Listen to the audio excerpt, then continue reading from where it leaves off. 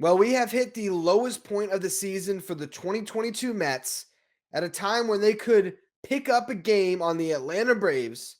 They got swept by the Chicago Cubs.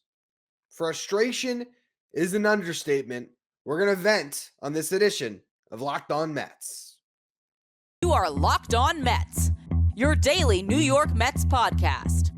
Part of the Locked On Podcast Network, your team every day.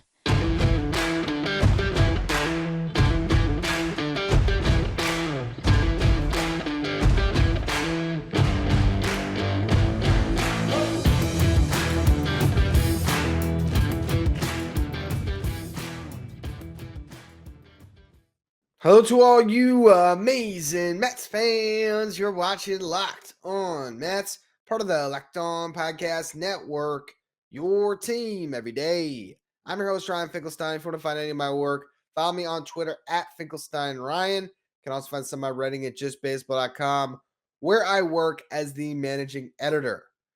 I am at a loss for words at the start of this podcast. I'll tell you, today was my birthday. Turned 27. Was at a nice birthday dinner. My beautiful girlfriend took me out to dinner, having a good time. I looked at the score, looked at the time, really. Said, oh, the game started. I better, get home so I can watch this. And I see the Mets are already down 6-0 because in the first inning, David Peterson and Trevor Williams combined to give up 6 runs. At that point, I figured, what's my rush to get home? And I did eventually get to listening to the game in the car ride back and watching the end of that game. And every time the Mets threatened, there was a double play ball hit. And every time they drove one into the gap, a Cub is making a leaping catch into the wall. And yeah, Pete Alonso hit a home run and other stuff happened. Who cares? The New York Mets got swept by the Chicago Cubs at a time where the Braves just lost the series to the Giants. J.D. Davis had a great game today for San Francisco, helping the Mets. Great. The Mets, thanks to nothing from what they've put forth, are still holding on to a lead in the National League East.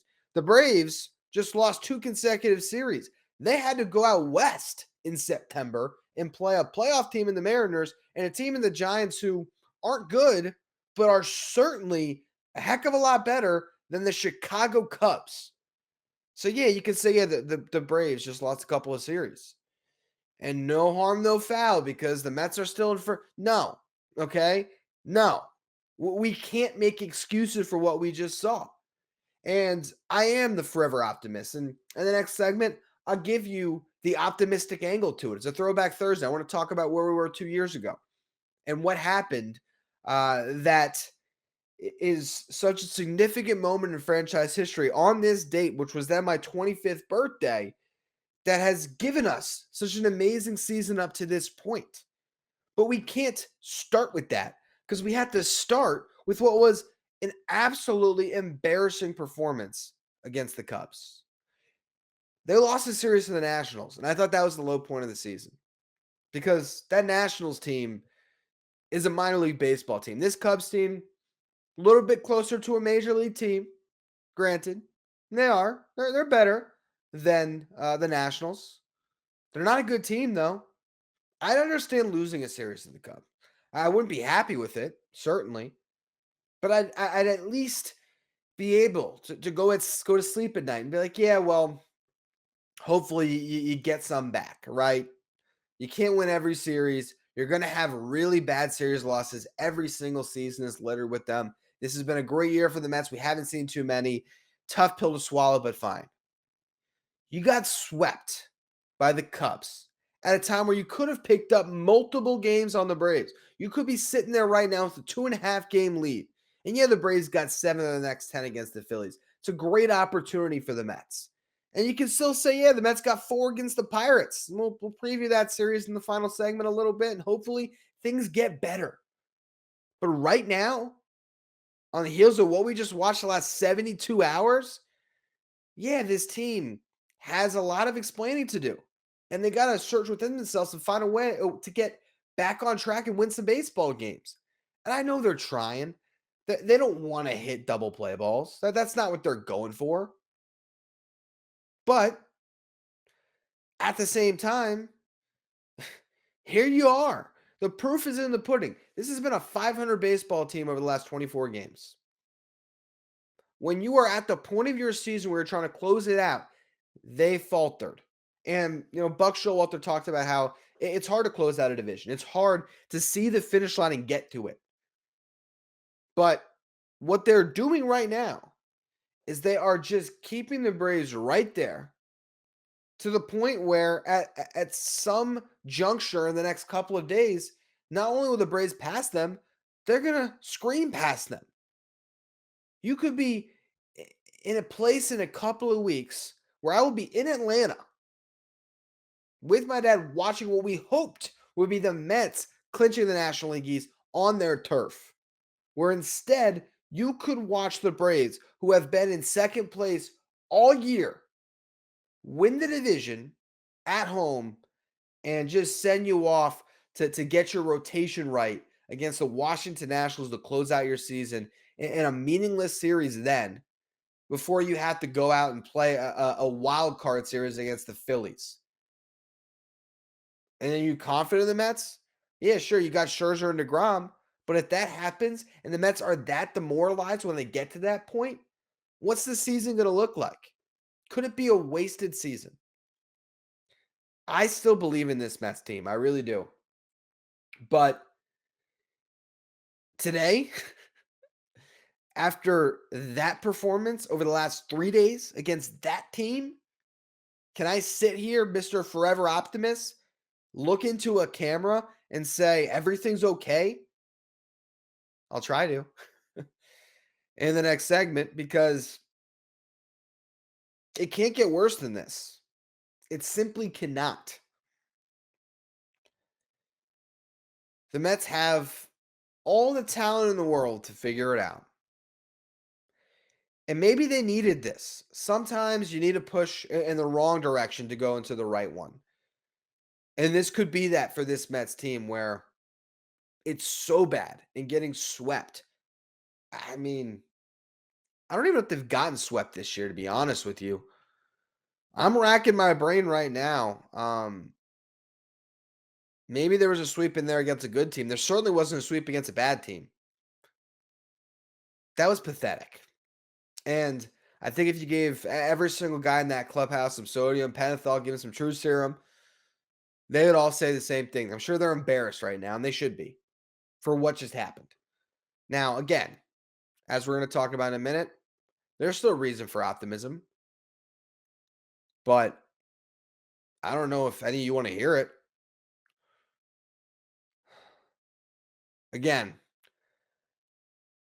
lost for words. That's where I'm at this point. But I'll try to give you a positive spin, at least on where the franchise is, because guess what? 2 years ago, they were still owned by the Wilpons. Always can put that into context. It'll never be worse than it used to be. But right now, it's bad. Before we talk about that, though, BetOnline.net is your number one source for all of your pro and college football betting needs and sports info this season. Find all the latest football league developments, game matchups, news, and podcasts. BetOnline is also your continued source for all of your sports wagering information, including live betting, esports, and scores. The fastest and easiest way to check in on all of your favorite sports and events, including MLB, MMA, boxing, and golf. Head to the website today or use your mobile device to learn more about the trends in the action. BetOnline, where the game starts. September 14th, 2020. Where were you on that day? I'll tell you where I was. At home, finding out that the Wilpons had sold the Mets to Steve Cohen. At the time, we were on the heels of a global pandemic. We had been quarantining for some time. I was in the middle of covering the New York Mets, where that was all I had to do because I had lost my other job writing at the time. I used to be a writer on basketball, football, primarily, and baseball a little bit. And I was basically at a point where I was covering the Mets in my underwear, doing audio-only podcasts. And I'll be honest, I probably weighed about 75 pounds more than I do right now. To look back on where I was then, on my birthday at 25 to where I am at 27. Feel a lot better about myself and feel a lot better about the direction of this franchise. And so look at me. I'm smiling. I'm smiling right now because I can always look back to where we were then. A season where the Mets went into the trade deadline where was it 16 teams made the playoffs that year, if I'm not mistaken? It was a Mickey Mouse fake season, so who really cares?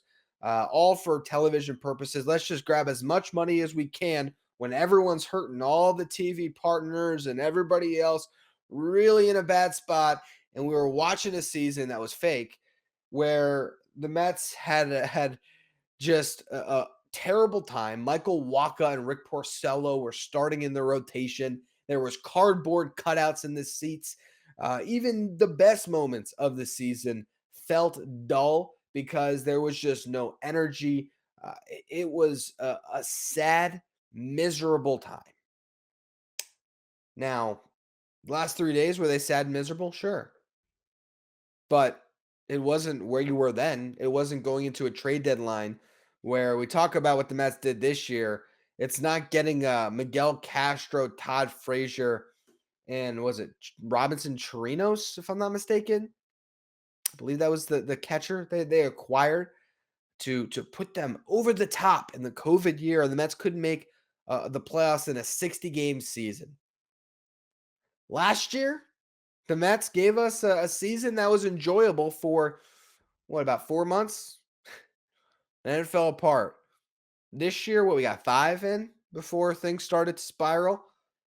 Maybe next year they put it together the whole time, but I think the reality that we still have to come back to, it was a massive hole that the Steve Cohen ownership had to drag this franchise out of. Since then, you went from Carlos Beltran to Luis Rojas as manager to now Buck Showalter. And I think we can all agree that whether you disagree with a managerial decision here or there, Buck Showalter is a much steadier hand on the wheel when it comes to the manager spot for the Mets. You look at the front office, and are they where you completely want them to be? Could you be frustrated at the trade deadline? Of course. At the same time, with Steve Cohen's money and this front office trying to get deals done, who did they acquire for this season? And how have those deals worked out? Well, Mark Hanna been great. Eduardo Escobar, those were the first signings. Escobar has been good lately. Not the best season overall, but it was still, I think, overall a decent signing. Starling Marte has been incredible. They go out and get Max Scherzer. He's been amazing. They trade for Chris Bassett. Look at the deal there. They give up Adam Oller, who I was just going through some stats today, and I was trying to, look, I was going through an article for Just Baseball. I was writing on George Kirby, and bottom line, you're sorting the best and the worst. You're trying to get to the best stats to find Kirby, and then you accidentally cycle to the worst. And who did I find? Adam Oller, as like arguably one of, if not the worst starting pitcher in baseball this year. One of the guys that was in that trade for Chris Bassett, which is looking like a big win for the Mets. They signed Adam Ottavino. That worked out pretty good. So say what you want about this front office. I think they're in better shape there. You got a farm system on the rise. They just got 2 really highly touted first-round picks that they added to a prospect farm that has guys like Francisco Alvarez and Brett Beatty, who are consensus top 100 guys that could be huge impact players next season. The Mets are in a lot better shape than they were 2 years ago. They're in better shape than they were last year, and they will make the playoffs this season, which is the first time we can say that since 2016. So I'm not telling you not to be mad about a sweep against the Cubs. I'm not saying that. What I'm saying is, if you're frustrated and you want to see a little bit of a silver lining, all you have to do is turn around, look back, remember where you were 2 years ago in 2020. And as a fan, I find it hard that any Mets fan out there could say that things were better 24 months ago or even 12 months ago. So this franchise on a steady climb up. We'll see where they go from here this season. And what we're going to talk about next is this upcoming series and some fight that we need to see out of them. But considering I am, again, in the final minutes, half an hour here of my birthday at 11:30 p.m. on September 14th, I can't help to be a little bit reflective. And with that, I find a little bit of hope and I get a little less upset about what we just watched because we've watched a heck of a lot worse.